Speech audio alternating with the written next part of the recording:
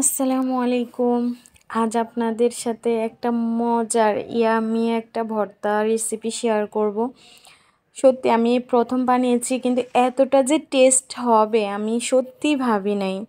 একবার বানিয়ে দেখতে পারেন। দেখেন, এখানে আমি পেঁয়াজ, আপনার আম রসুন, শুকনা মরিচ, কাঁচামরিচ, আপনার মুরগির মাংস নিয়েছি, জাস্ট মাংসটা।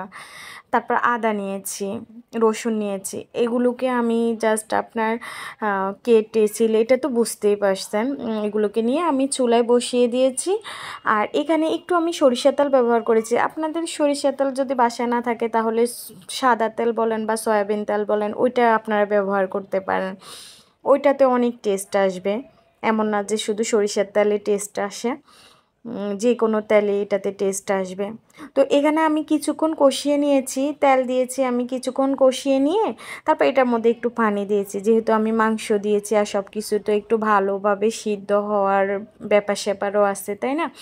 তো সেক্ষেত্রে আমি এখানে একটু কষিয়ে এখানে আমি পানি দিয়ে দিয়েছি। পানিটাও আমার শুকিয়ে গেছে।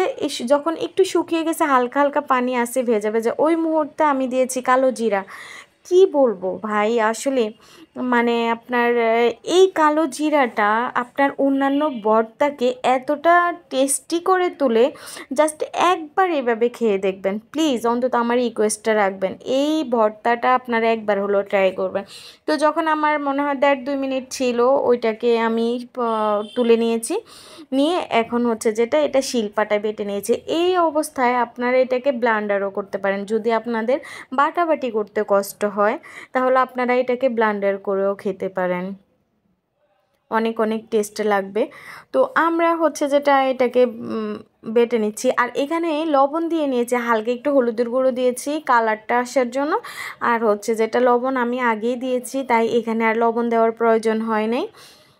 তারপর হচ্ছে আর কি বলবো, মানে জাস্ট একবার এভাবে খেয়ে দেখতে পারেন।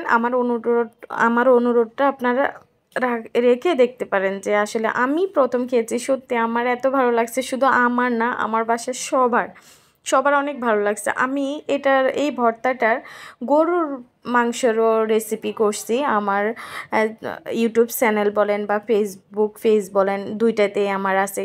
কিন্তু আমার ওইগুলোর থেকেও আমার এই মুরগির মাংসের ভর্তাটা এতটা টেস্ট লাগছে, জাস্ট ইয়ামি। তো হচ্ছে যেটা, আমি এখানে একটু সরিষার তেলও দিয়েছি।